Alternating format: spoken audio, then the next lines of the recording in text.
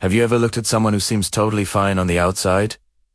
Going to work, smiling, getting everything done, but inside, they're drained, struggling, and barely holding it together. What if I told you that this silent battle has a name and millions of people daren't even realize they're reliving with it? Today we're talking about the 6 signs of high-functioning depression, a topic I get tons of questions about, and one that's so important to understand. If you're new here, make sure you're subscribed and have notifications on. I post videos every Monday and Thursday, and you definitely don't want to miss out. Now, let's jump in. The interesting thing about high-functioning depression is that it isn't an official diagnosis. It is actually a more relatable name for the clinical term dysthymia, and you can probably see why people prefer high-functioning depression over a word that sounds like a tongue twister. According to the DSM, dysthymia is defined as having a depressed mood for most of the day, more days than not, for at least 2 years. Either reported by you or observed by people around you. Just let that sink in for a moment. Years of low-grade depression. And when primera sa y low-grade, I don't mean it's less important or less deserving of help.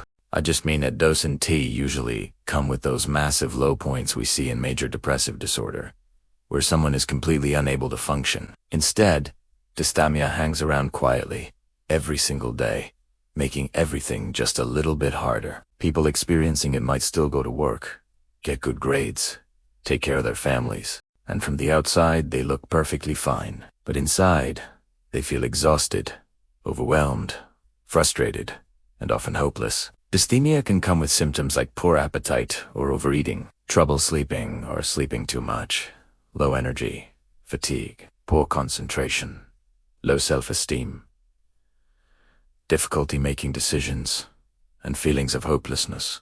So when we talk about high-functioning depression, we're really talking about these symptoms existing quietly in the background of someone's life, while they're still doing everything they need to do. If you've been wondering whether this might be affecting you, here are the most common signs many people don't realize are connected to it. One of the biggest signs is avoiding social situations. When you're barely managing to function in your daily responsibilities, you're left with zero emotional or physical energy to socialize. You may find yourself canceling plans, wanting to be alone, or withdrawing from the people who care about you. Another sign is being more irritable than usual. When we're constantly drained or emotionally overwhelmed, we have a short fuse. Maybe you notice that people irritate you easily, even those you care about. Maybe small things turn into big frustrations. If everyone feels like they're getting on your nerves, that irritability could be a symptom. Another sign is constant tiredness. You push through your day, get all your tasks done, but afterward you feel completely wiped out. Maybe you used to have tons of energy, and now just getting through the day feels like running a marathon. Fatigue is one of the most common symptoms of depression, especially dysthymia. You might also struggle with concentration. Maybe you're rereading emails and still not absorbing what they say. Maybe focusing on work or school feels impossible.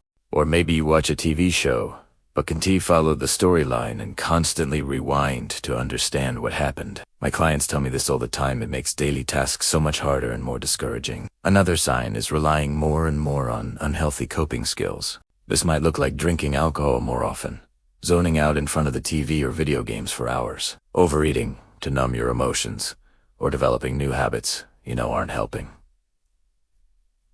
These coping mechanisms can creep in slowly. If you notice them becoming part of your daily routine, it's important to reach out for help sooner rather than later. The earlier you get support, the easier it is to break these patterns before they become deeply ingrained. And finally, constant worry about the past or the future. Depression and anxiety often go hand in hand, and many people with high-functioning depression find themselves stuck in worry cycles. Maybe you lie awake thinking about something embarrassing you said years ago. Maybe you worry endlessly about tomorrow, next week, or even the next 20 years. You might feel like you can't turn off your brain or stop negative thought loops, especially at night. If you found yourself nodding along to any of this, wondering, wait, this might be me, you're not alone, and there is help available.